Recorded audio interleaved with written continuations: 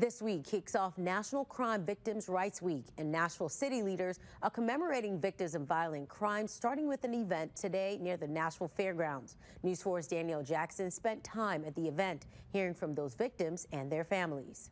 The gun violence needs to end and stop. Roxy Bland and Danny Dixon Sr. was one of the many families who attended the city's National Crime Victim Rights Week event Sunday afternoon. They lost their son, Danny Dixon Jr., to gun violence back in January. He was murdered on Antioch, and he got 3 children, 2 daughters and a son. So he won't get a chance to take care of them. That's what's sad about it. It's hard. It's hard. You know, it's been just, 4 months since our son.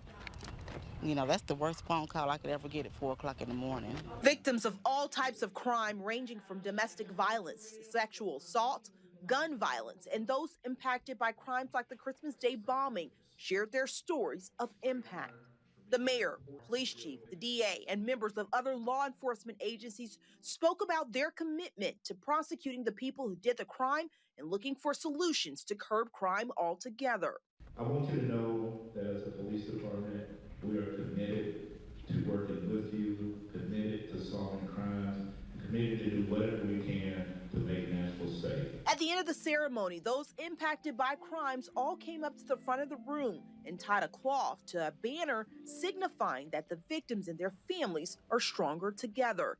It's a hard pain for this family to endure after losing their son, but they're committed to finding a solution to gun violence. We're going to hang in there as a family for his children and, you know, for me and his dad, for his sisters, and, you know, we're going to do it. We're going to make sure that gun violence gets under control.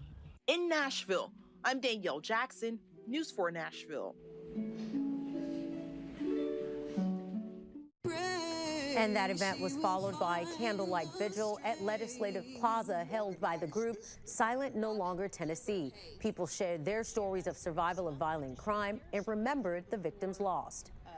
And more events for Crime Victims' Rights Week continues tomorrow at the Tennessee State Library. State agencies will hold a tree planting ceremony. The other 2 events are outside of Nashville. First on Wednesday, a dove release in Chattanooga. On Friday in Memphis, a lantern release. The state will also give the Voice for Victims Awards to James Shaw Jr., the man who disarmed the Waffle House shooter 4 years ago this week.